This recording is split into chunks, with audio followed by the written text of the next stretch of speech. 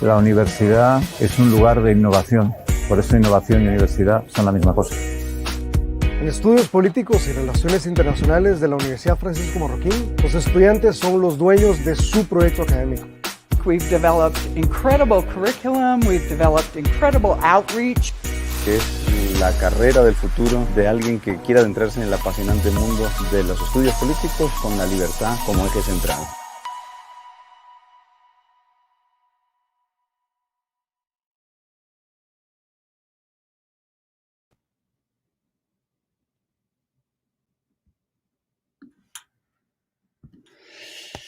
Good night, Europe, and afternoon, the Americas. My name is Will Ogilvie, and I'm the coordinator for global affairs at the Institute for Political Studies and International Relations at the House of Freedom in Guatemala, Francisco Marroquín University. We have been hearing about the withdrawal of troops in Afghanistan for some time now, and I don't think many people were able to pin Afghanistan in the map before 2001. Every now and then, we have some comments in the news about the peace process and eventual withdrawal of the United States. But with help of our guest today, we would like to put the past 20 years into perspective. What was the original mission? What did mission accomplished look like back then? What about today? Did the objectives change? How is the peace process looking? And what should the international community be focused on? We have many questions to ask, and hopefully, through an informal conversation with our guests, we might get some answers. Bridget Wagner was kind enough to introduce us to James a couple of months back. Bridget is a colleague of James at the Heritage Foundation and is also on the advisory board of Antigua Forum. And to be honest, I've been looking forward to this conversation, and I know that many of my students are online too. And we have been talking about the role of the United States in Afghanistan and the Middle East for quite some time. Dr. James Carafano is a leading expert in national security and foreign policy challenges, an accomplished historian and teacher, as well as a prolific writer and researcher. He currently serves as the Heritage Foundation's Vice President, Foreign and Defense Policy Studies, assuming responsibility for Heritage's entire defense and foreign policy team. Carafano is a graduate of the U.S. Military Academy at West Point and served 25 years in the U.S. Army, retiring as a lieutenant colonel. He holds a master's degree and doctorate from Georgetown University, as well as a master's degree in strategy from the U.S. Army War College. His recent research has focused on developing the national security required to secure the long-term interests of the United States, protecting the public, providing for economic growth, and preserving civil liberties. James, it's a pleasure to have you with us today. It's great to be with you. So James, I'm having a seminar, we're doing a seminar with the students on the Middle East and what it's looking like after, it's 10 years after the Arab Spring. And Afghanistan has been popping in and out of the conversation all the time. But to start the conversation, I would like to know maybe, and to put the public into perspective, again, to refresh the memory a bit, why did the United States, why did it intervene in Afghanistan? Well, you might ask why anybody's in Afghanistan other than the Afghans. And geography is destiny and history. And Afghanistan is, in modern times, is really the gateway between the great civilizations of the world. So in the 18th and 19th century, Afghanistan was really the buffer between Imperial Russia and Imperial Britain, which at the time, the jewel in the crown was India, the most important British possession in this empire. And so the British were in Afghanistan for a simple reason: to secure the Indian frontier. Afghanistan was also the heartbeat of the Silk Road, and so it connected both Asia and the greater Middle East. And so Afghanistan is an issue of greater Middle East politics, which is why, for example, Turkey and Iran today have an interest in Afghanistan. So in the India and Soviet Russia, after Indian independence, actually had very good relations And so Afghanistan really was kind of lesser importance because the old days of they called the Great Game had really disappeared because Russia and India were actually friends.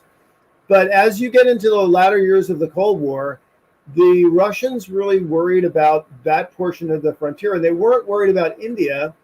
They were worried about Pakistan, which was an ally of the United States, and the weakness of Afghan governance, and in the sense that would create essentially an open flank in the Soviet sphere of influence. And so eventually they made a bold move to actually first trying to prop up the Afghan government and then physically invading Afghanistan. And that triggered a very significant insurgent war that was incredibly damaging to the Russians and in some ways contributed to the end of the Russian Empire. One of the groups that participated in that conflict was a group called the Taliban. Now, the Taliban are ethnically Pashtun. Afghanistan is made up of a number of different ethnic groups, and the largest are actually the Pashtun. And what's significant about the Pashtuns is if you're doing the Middle East, you understand that if you want to talk about the Kurds, well, the Kurds are everywhere. And the Pashtun population actually spans both Afghanistan and Pakistan. So there are Pakistan Taliban and there are Afghanistan Taliban. And the Taliban were one of the groups that were pushing back against the Russians. And when the Russians departed, there was a vacuum and an internal civil war. And in the end, the Taliban won. Now, the Taliban are a very fundamentalist Islamist group. They had a very harsh, probably the harshest interpretation of Islam that you could possibly imagine. Did things famously, for example, like blowing up historic ancient idols because there were images which were not consistent with the Quran, not letting women be in the marketplace, make sure they're veiled, not letting girls go to school. It was a very, very oppressive rule. So how the United States came into this picture was through a shadowy group called the Haqqani Network. Now, the Haqqani is very difficult to describe. They're based in Pakistan. They're criminal political terrorists. I mean, Haqqani is a family. I think the closest thing to the Haqqani is think of like the mafia. And they are also a deeply fundamentalist organization.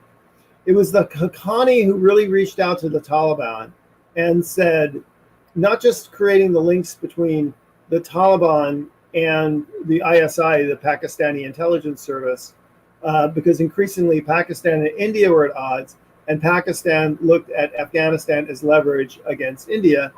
But the Haqqanis also linked to veterans of the Afghan war against the Russians, which included people like Osama bin Laden.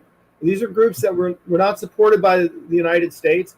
Some of them were supported by the Pakistan ISI.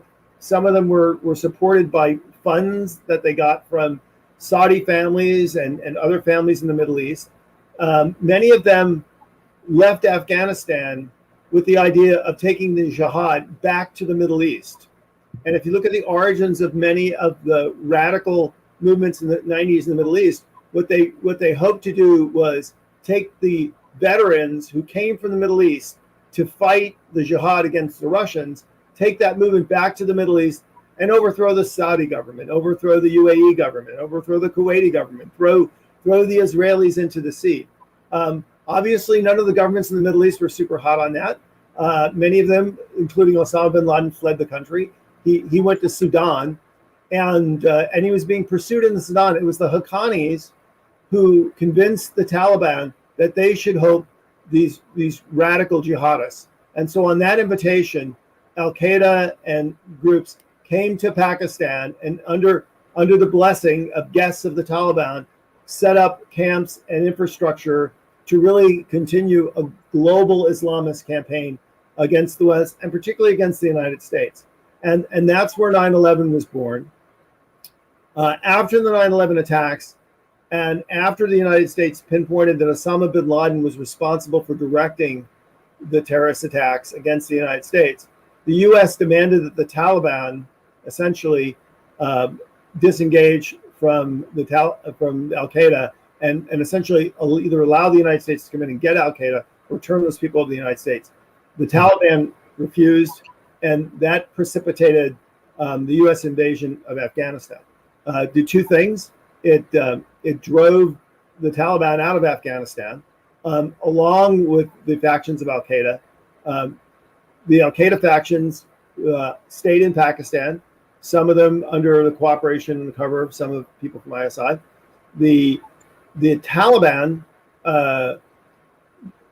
went back and forth between fighting against in Afghanistan and going back in Pakistan, linked directly to the heroin trade and the drug trade, which was an integral way to raise revenue to support the ongoing Islamist activities. So many Taliban, for example, Afghan Taliban would go some winter in Quetta, in Pakistan. Then they would come back. They would pay people to grow crops. They would arm them and pay them. We called $1 a day Taliban, and continue the war, and then go back and forth. And because they were going back in Pakistan, which is a relative sanctuary, the U.S. military never really achieved the goal of stabilizing Afghanistan. So over a long occupation, we established an Afghan government. We transitioned from the U.S. military fighting the Taliban to the Afghans fighting the Taliban. And really, I think since really the latter part of President Obama's administration, through the administration of President Donald Trump, we've basically been supporting the government and the people of Afghanistan and essentially fighting this ongoing insurgency against the Taliban, coming across from Pakistan, fighting, trying to gain territory, going back, relying in part on cooperation of Pakistan intelligence services, in part on a very significant drug trade that allows them to generate a lot of revenue. And this is continued through the Trump administration. And during this period, the U.S. forces have drawn down and down and down. Now we're actually a few thousand forces, a number of contractors, mostly there to provide advice and support to the Afghanistan military, things that they can't do themselves, like air support, medical assistance, the big logistic things, moving ammunition around, figuring out how to pay people, and supporting the Afghan government. Now we're at the point where the United States, and we should mention the other NATO countries, because a number of NATO countries came in support of the United States and have been involved in training missions and other missions, and they are largely leaving as the U.S. will withdraw the last of its military forces. So that's where we are now. Okay. Before I get into what's going on with the peace process, you talked a lot about Pakistan, but I would like to hear a bit more about it, because it sounds like a complicated relationship between the United States and Pakistan, going in and out. I understand that Pakistan's tensions with India makes Afghanistan something very interesting for the Pakistanis, but what has the relationship been like? Because, for example, bin Laden was found in Pakistan. So during most of the Cold War, after the Indian independence, India was really the pioneer of what's called the Third World Movement, which, we would align neither with the West nor with the Russians. We would kind of stay out of the Cold War. The reality is India actually had a fairly stable strategic partnership with the Russians. Governments were fairly socialist and actually fairly anti-Western, anti-colonial, anti-imperialist. And so the United States did not have a very close relationship with India. In contrast, the United States had a fairly close relationship with Pakistan. What kind of shifted that dynamics was two things. One is the Cold War came to an end. And the other is both those countries became nuclear powers. And that put the United States in a more difficult position because it didn't approve of proliferation at all. And India, in a sense, was no longer the non-aligned movement ended. So India wasn't necessarily antithetical to the US anymore.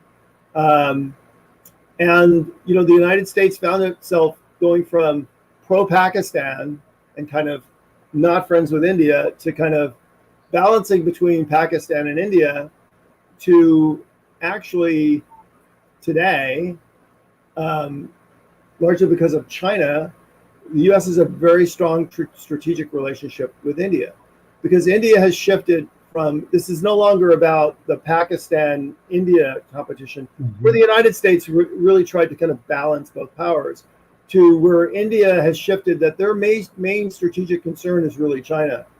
And even Pakistan, they really see that as an extension of the China threat.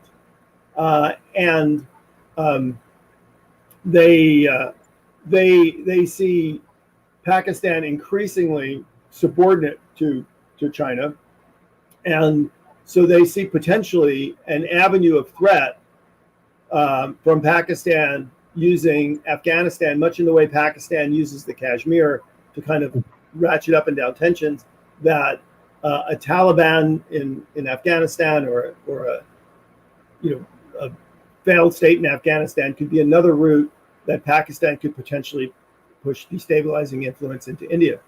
And so you raise a really good point, because the reason why we're in Afghanistan has really changed. Initially, we went into Afghanistan to dismantle the terrorist infrastructure and to create conditions that you would never see the resurgence of another terrorist sanctuary again. Now, that's still a relatively important mission for the United States, because we've seen what happens when radical groups can essentially set up sanctuaries where they can direct operations, they can pull in foreign fighters, they can attract financing, they can direct foreign operations. We've seen this in Afghanistan. We also saw it with ISIS in Syria and Iraq. We've seen it in Libya. And so I think there's a general notion as an element of U.S. foreign policy that allowing people to have an unrestricted terrorist sanctuary is not a good idea. So there is some of that in current U.S. concern. But the real animating force of U.S. concern today is we want a stable and secure India, because a stable and secure India is an important partner for us in dealing with China. So a bad Afghanistan situation that's destabilizing, is creating problems for India, isn't good for us. The other thing is the United States still maintains a relationship with Pakistan, and we always will. And in some ways, the Indians want that, because the Indians and Pakistanis, essentially, neither one of them really want to escalate. And they really kind of need the U.S. as that buffering partner. So this is the irony of great power politics. So the example I think is, 100 years ago, Russia was the great, 200 years ago, Russia was the great threat. Nobody thought about China. And then we went to Russia is India's friend. And now the Indians are largely indifferent to the Russians, but they're really worried about the Chinese. Yeah, I also want to shift maybe a bit more northward, because if counterterrorism is still an objective, in a way, isn't that an objective shared with other, competitive great powers like China and Russia? I mean, the Chinese are really having a very harsh treatment with the Uyghurs, and are very scared also, I feel, and I think, of Islamist terrorism in general. So are the Russians. So in a way, couldn't there be, before we get into the internal politics of Afghanistan, which I know they're very complicated, what would a great power bargain be like? Or how would everyone win with a peace settlement in Afghanistan? Yeah. Well, I don't really see a peace settlement based around the threat of global terrorism, because the reality is the Russians, the West, and the Chinese see that very differently. So the Russians are deeply concerned about the Uyghurs. These are an ethnic group, large ethnic group in China, who practice the religion of Islam, and who there is a record of history of some insurgent movement among the Uyghurs. That's going back decades, and for reasons because they're oppressed. that the Chinese are incredibly concerned about any threat of internal domestic unrest, and they move violently and vigorously to suppress that. And so the Uyghurs, to the point of they're willing to risk the hate of the world for committing a genocide if it allows them to secure internal domestic politics. So there has not been a lot of interest from radical Islamic groups for support for the Uyghurs. That's just a fact. So the Chinese don't really see a problem with dealing with the Taliban, even if they reconnect with Al Qaeda, because nobody's turning the global Islamist movement, radical Islamist movement, towards China. They're turning it towards the West. Similarly, the Russians obviously have Chechnya and everything else, but the rebels in Chechnya and other places have always been very reticent or reluctant to connect with Al Qaeda and ISIS and other, and they've always been independent. So, and the Russians deal with them really as a separate group. So again, the Russians really aren't worried about the Taliban linking up with the Chechens and coming after them. So it sounds like, well, we all hate global terrorism, so shouldn't we all be working for a stable Afghanistan? The point is the Russians and the Chinese aren't worried about the Haqqani network and the Taliban and Al Qaeda. It's not their problem. Okay. And how is the balance of power looking like in Afghanistan now, between the tensions between the Taliban and the Afghan government? Well, I think this is the great question. So the United States was really the only great power with sufficient interest and capability to go in and really balance things. Now, the United States could never solve the problem of the Taliban because the Taliban can always go back to Pakistan.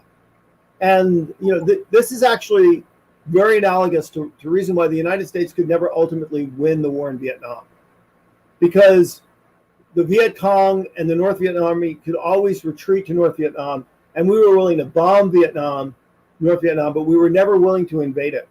And the Chinese and the Russians were always willing to support the North Vietnamese to keep them in the war because it was bad for us. So in a sense, it was an endless war. So at the end, we adopted the policy of, look, well, we can't win this war. What we'll do is we will arm and equip the South Vietnamese so they can defend themselves.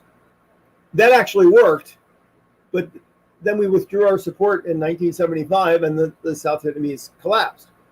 So what we're trying to do in Afghanistan was a similar strategy, which was we can't win this war, even though we're a great power, because we're not going to invade Pakistan, because that would just buy even more problems. But what we can do is we can put enough capability and force in there to keep the Afghans from falling apart, and we did that. But the question is now, what will we do in the future? And the situation now is, look, the Russians are not going to move in. They don't have an interest in doing it. The Chinese are not going to move in.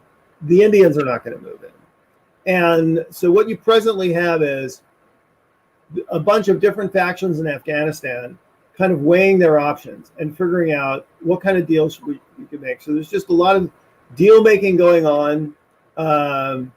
Some people saying, should I side with the Afghan government? Should I cut a deal with the Taliban? Even people in the Afghan government are looking at cutting a deal with the Taliban. And of course, the problem is when you say the Taliban, it is not like it was on 9/11, where it was a politically unified group with a clear structure. I mean, the Taliban are somewhat fragmented. So the Afghan Taliban are a coalition which may or may not hold together. And so nobody really knows what the future holds, if we're going to have another winner-take-all civil war, or if they'll divide the country up into pieces. Nobody's really sure of that. Nobody's sure what the U.S. is going to do to continue to support that. And I got to be honest with you, I'm not even sure in the United States if we have fully decided what we're going to do going forward. What's interesting is the tipping point here is not necessarily the U.S. military. We are way past the point where the U.S. military can defend Afghanistan. We have a few thousand troops in Afghanistan. We spend less in Afghanistan today in a year than just a few years ago we spent in a week. So our actual physical footprint on the ground is fairly modest. The big change is how much support will the United States continue to invest in the future? And that's kind of the open question. So the incentive, even if the Taliban are fragmented at the moment, the incentive for them is not to cause too much trouble to the Americans that might trigger another or more aggressive deployment of troops. Get softly the Americans out and see what happens with the government. And yeah, I mean, look, there's no danger of kind of the Americans stepping back in with a heavy hand. Okay. That's just not going to happen. The Afghan greater challenge is how can we keep the Americans engaged? And if we can't keep the Americans engaged, what kind of deal can we cut to continue to survive into the future? Okay. So, I mean, you talked about Vietnam, and if I'm not mistaken, please correct me, James, if I'm mistaken, but Kennedy spent a lot of effort trying to state build South Vietnam and give sort of a coherent political organization to help with all of that, so it could defend itself from the north, basically, if I'm not mistaken. How will this be different, though, if it's just going to be the Afghan government and the balance of power is not really in their favor? How will that not happen? Yeah, state building is very, very difficult without physical security. If you want to go back to another example, look at Western Europe after World War II. Western Europe was completely devastated, but there really was no post-war resistance. I mean, the Nazis even had this big program called Werewolves. They were going to continue an insurgent campaign. That just evaporated. So there was no real, other than lack of governance and starvation and crime, there wasn't a really internal physical security threat. So once that basic physical security threat had been met, you could start nation building. And the Russians really didn't start to press Western Europe until like 1948, because the Russians really spent between 45 and 48 consolidating their control over Central Europe. So there was a span of time there where Europe could actually rebuild because it didn't have that public safety threat and didn't have that external pressure. And so Europe recovered. If you look at Colombia, for example, once the narco civil war ended, Colombia made dramatic advances. Colombia is actually moving backwards today, and it's because the public safety situation has deteriorated significantly, in large part because of external sponsors kind of throwing fuel on the fire. So the problem with Afghan nation building is, without a continued influx of support for the physical security, it's very likely to stop and very quickly reverse. Everybody focuses on the military and everything else, but actually, if you look at Afghanistan the last couple of years, despite the challenges of governance and everything else, their economies actually make remarkable growth.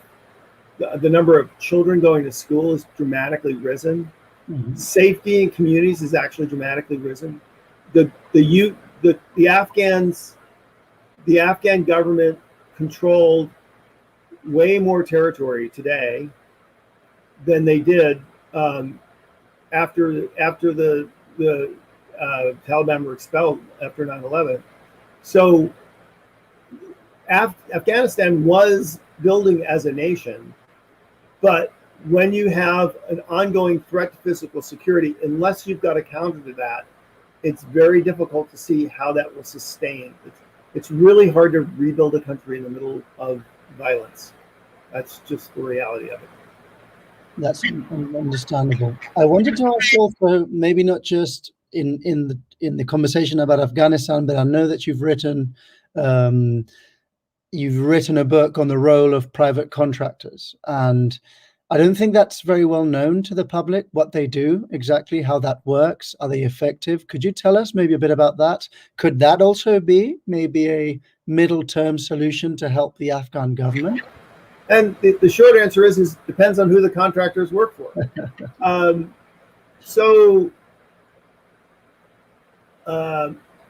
Violence has really been, for most of human history, a private sector activity. If you think back to the Middle Ages, for example, if a king wanted to go to war, the first thing he'd have to do is go to a duke and ask him if he'd give him men. And then he'd have to go to Italy and borrow money to pay for the campaign. And then governments actually had very little capacity to wage war. And most of the capacity and capability was really from the private sector. Mm-hmm. It really was with the process of state formation in the 18th and 19th century that states really gathered all the capabilities and infrastructures to really be the purveyor of violence. And even that we've always had contractors on the battlefield. So the most famous battle in American history in the American Civil War is probably the Battle of Gettysburg. If you were at the Battle of Gettysburg, everybody hauling the ammunition was a contractor. Everybody bringing up the hay for the horses was a contractor. So we've always had, even in modern times, we've always had contractors on the battlefield and doing all kinds of governance. As a matter of fact, the U.S. Intelligence Service during the Civil War was the Pinkerton Detective Agency. We didn't have a CIA and FBI back then. We literally hired a detective agency to gather strategic intelligence. So there have always been contractors there. What's happened, I think, in the 20th and 21st century is the global private sector has developed so much that we've actually developed a lot of capabilities to do the kinds of things that only governments can do in the 18th and 19th century. And so contractors have returned to the battlefield. Most famously, the early phase was really in Africa, and it was in the post-colonial, post-Cold War era where the post-colonial powers had collapsed. The Soviet Union had collapsed, so there really wasn't any great power struggle in Russia, and the quickest way to bring capability was essentially to hire contractors. Mm-hmm. And a lot of people were hiring a lot of contractors from a lot of different places. There was a lot of people left over the Cold War that needed a job. And a lot of that was kind of crazy Wild West kind of stuff. It wasn't governed. And they're not actually mercenaries. I mean, mercenaries, the term mercenary actually means a private person who's not subject to a party of the conflict. So if a government hires you, you're not a mercenary, you're a contractor. Mm-hmm. So most of these guys were not mercenaries, they were actually contractors. So what happened is that kind of ended, and we've really seen a big expansion of contractors is as the United States and other great military powers kind of stood down after the Cold War, a lot of it found it was cheaper to buy additional capability by just hiring contractors. So this has been something that's really been going on even actually before the end of the war in Vietnam, where now instead of, if you think of the Gulf War, where to mobilize the military for the Gulf War, we would have had to do something on the order that we did to raise the military for World War II. Mm-hmm. Rather than did that, we just hired a bunch of contractors. Because it was faster and cheaper. Yeah. Today, we're in really a new phase where we are seeing a lot of contractors from a lot of parties, again, in areas of failed state and conflict. And a lot of these are Russian, Chinese, some Middle East, Iranian. And these guys are not playing by the rules. So we're largely, I would say, where, United States, Great Britain, Western Europe, Western countries are employing military contractors on the battlefield. They're adhering to the rule of law. They're, following lawful orders. They're doing appropriate things. Where we're really seeing kind of scary stuff is from countries like Russia and China and others who are employing mercenaries and not really adhering to the rule of law. And so in Afghanistan, it's not really the fighters per se, but the contractors that can be scary because they come in with no rules, basically. So the country's paying for them, basically. It depends on whose contractors they are. Yeah. Okay. I mean, largely a lot of the criticism about U.S. contractors in the Second Iraq War, which started a lot of this concern about contractors in combat, there were things that were done wrong. There's no question about that. But when you look at the scale and the scope of the mobilization and everything else, you can kind of understand that. But by and large, U.S. contractors were, followed lawful orders and everything else. And there was a lot of politics involved in that. And the proof that I have that there were a lot of politics involved in that, it's when Bush was voted out of office and the other political party took over, you had the same companies doing the same thing they were doing under President Bush, but nobody was complaining about, unaccountable contractors anymore. But we do have a problem with contractors in combat in the world today. And it is with countries who are literally employing people who are not following the rule of law. Okay. And do you think that could be a maybe short/middle term help for the Afghan government? Well, it could be a help, and it could be a problem. It depends on who hires the contractors. If the United States is paying contractors to continue to help and support the Afghan military people, that could be a stabilizing factor. And I would actually argue that if you look at what the United States has been doing the last 24 months, that's what's really providing stability. The few thousand American troops that are there are not, they're just providing advice and support. It's the contractors that are doing all the logistical and everything else. So that actually in many ways is the more important piece. But if the United States withdraw those, I think that's a problem. Those companies may not stay if they're not going to be able to operate in a safe and secure environment. That's a problem. The other thing is even though I don't think China, Russia, or India are going to try to take over Afghanistan or Pakistan, they're all happy to try to promote themselves. And you could see contractors or mercenaries being introduced by various countries trying to support one warlord or left, and it could really exacerbate the pace of conflict. Look, I mean, one of two things is going to happen. One is Afghanistan's going to muddle through, and we will have something akin to the current status quo, which will just go on forever. The other one is the whole thing melts down, and it's not very pretty. And there'll be some foreign interventions. For example, the Iranians will intervene to protect, because they're ethnic people of Iranian descent in Afghanistan. They'll do some stuff. The Turks might do some stuff. The Russians, the Chinese, even the Indians might do some stuff. Nobody's got to do enough to take over the whole country. They'll do enough to take the little piece. So it could be one of the most consequential failed states of the new century, or it could just muddle along. At this point, I'm not sure which will happen. But it's nearly an impossibility to not have the Taliban in agreement with the government if you want a peace settlement. Yeah, if you want a peace agreement, but there's two things there. One is, can you survive as a country without a peace agreement? I think what we've demonstrated the last 5 or 6 years is yes, as long as you can provide basic public safety, basic governance to the Afghan people, you can have an ongoing, call it a forever war if you want. You could have an ongoing conflict forever, and you can still get by if you can provide a modicum of public safety and a modicum of governance. The other thing is there such a thing as a deal between the Taliban and the other warlords? I don't know if that's actually feasible. I don't know if the Taliban will accept it. I don't think they would, actually. I don't think they'd. The problem with the power sharing agreement is twofold. One is you're always worried that that's fine today, but what happens tomorrow? Right? Are you willing to live with this kind of balance? It's like if the Normans and the Saxons, you're willing to live like that. And the other one is there is a fundamental ideological disconnect. I mean, the Taliban are still committed to a very radical, fundamental belief system that doesn't allow women to go to work, doesn't allow girls to go to school, doesn't allow basic human rights, and of course, even though they don't believe in drugs because that's against the religion of Islam, they're happy to be the world's most productive drug traders. Okay.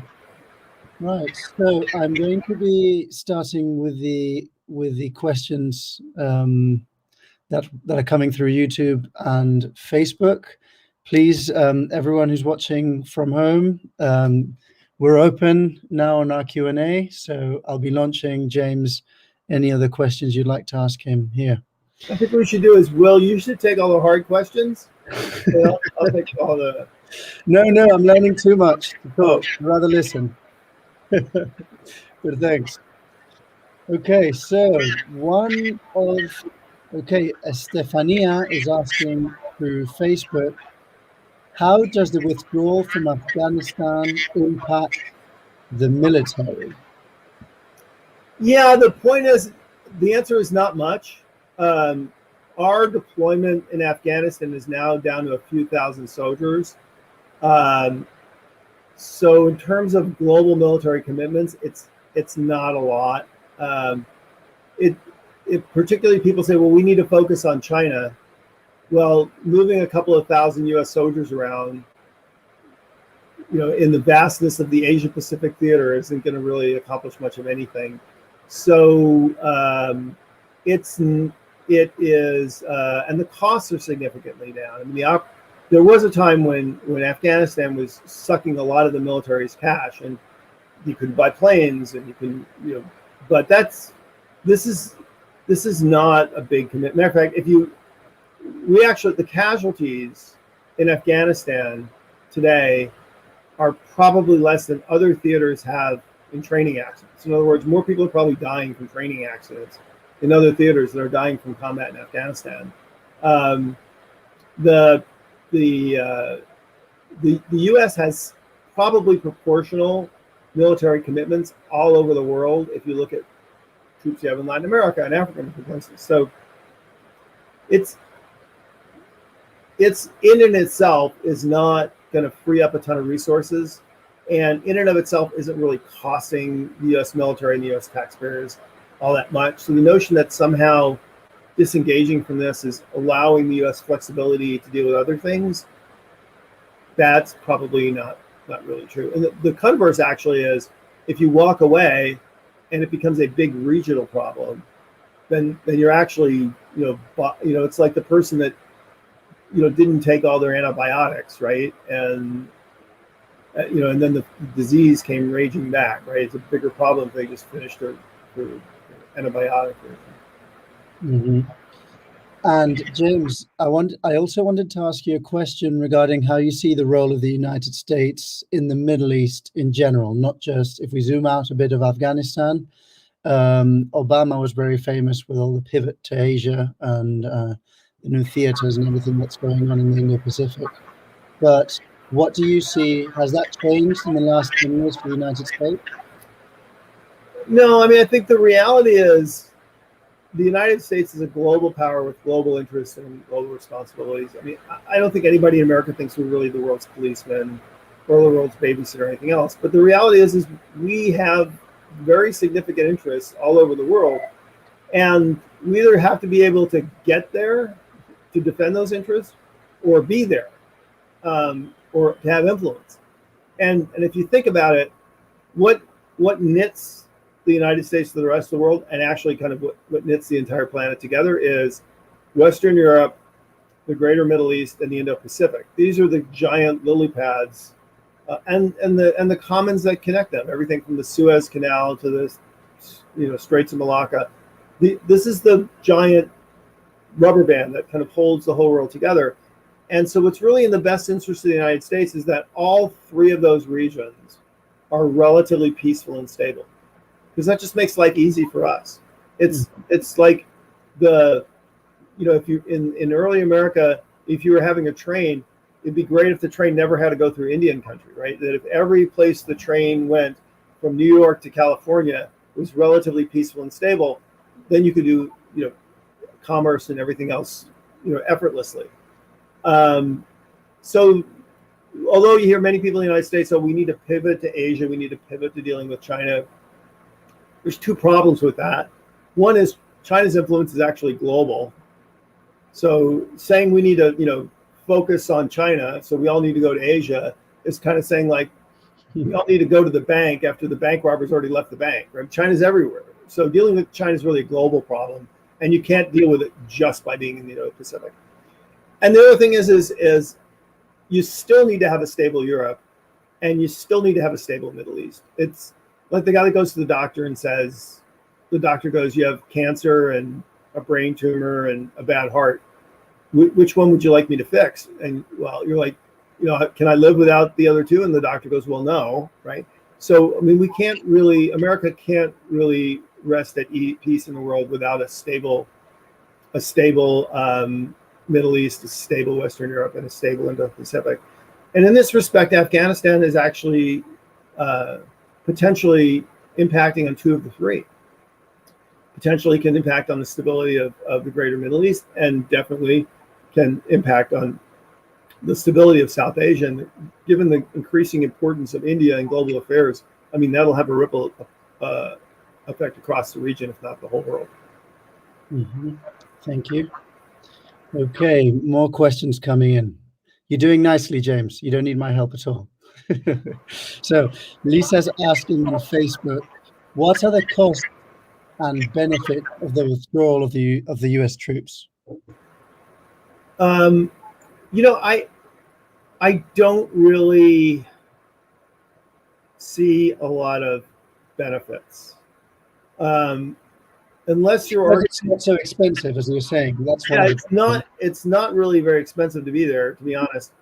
In turn for what you get, which is not a terrorist sanctuary, not destabilizing the region. I guess I could understand the withdrawal if your notion is this thing's going to collapse regardless of whether we're there or not. We're just getting out before it collapses. If that's true, then my response to that be, well, that's like saying, the house is on fire. I don't want to send the fire department. Well, what else are you going to do? Because you're going to lose the house, right? So we ought to be doing something that, if we really think that Afghanistan's going to collapse, we should be doing something else to make sure it doesn't. If your answer is, on the other hand, I think the risks are. I think the single largest risk is this is going to produce significant instability in South Asia, and it's going to cause a lot more tensions between the Indians and the Chinese, the Indians and the Pakistan, potentially the Russians and perhaps the Chinese. The one wild card is, I think, if right now the only thing that Russia, China, and Pakistan have in common is they all want the U.S. to leave because they all think it's good for them. That assumption is that the Taliban are going to do stuff that are going to make them happy, which may or may not be true. And they may find the Taliban's actually a bigger headache than a benefit to them. So I think all the benefits, I think the status quo in Afghanistan today was a great benefit to the United States. And I'm like, why are you messing with the status quo if the status quo is actually giving something you want? It's like, why are you waking up the sleeping baby? Mm-hmm. Well, I'm going to wake him up and maybe he'll be happy and play with me. He might. He also might scream his head off. Like, why are you messing with the status quo? Okay. If Afghanistan is no longer a terrorist haven at the moment, is Pakistan? Well, it's not. Here's the difference. There's a difference between being a haven for terrorists and being a platform and a sanctuary for terrorists. The problem with Afghanistan was that bin Laden was using it really to run a global network. It's similar with the problem with ISIS. I mean, you had tens of thousands of foreign fighters coming from all over the world going in there. They weren't going to stay there forever. They were going to send those guys back out again and go all over the world. So, look, I mean, I think a bunch of terrorists running around Pakistan is a manageable problem. But if it becomes a base of operations where people can do training, logistics, resources, and start doing global operations, that's a problem. Mm-hmm. Okay, so I think we're more or less done. I had a couple more questions, but we can leave it here for next time, James. I just want to say thank you very much for joining us today at the UFM. I hope we can collaborate in the future and maybe organize some other conversations with the students also. And on that regard, I also want to thank everyone at home who's watching us. You can follow us, if all of you who are watching from home, you can look at the rest of our activities that we're organizing at epri.ufm.edu. And also we have, that would be our Instagram down in the bottom left, that's epri at UFM and ufm.epri. So we're there for other events, happy to talk. And James, well, thank you so much for your time. Oh, thank you for having me, and thanks for everybody's interest in human affairs. I mean, this is how we get a better world, right? We all think about really difficult problems and how to deal with them. So thank you. Thank you very much. Take care.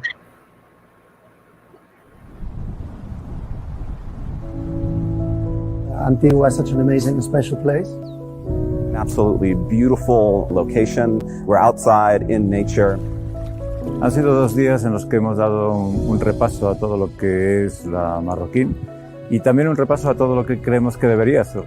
The Co-Creation Forum is, I think, the perfect instrument for achieving true freedom of the exchange of ideas and increasing the knowledge that we have.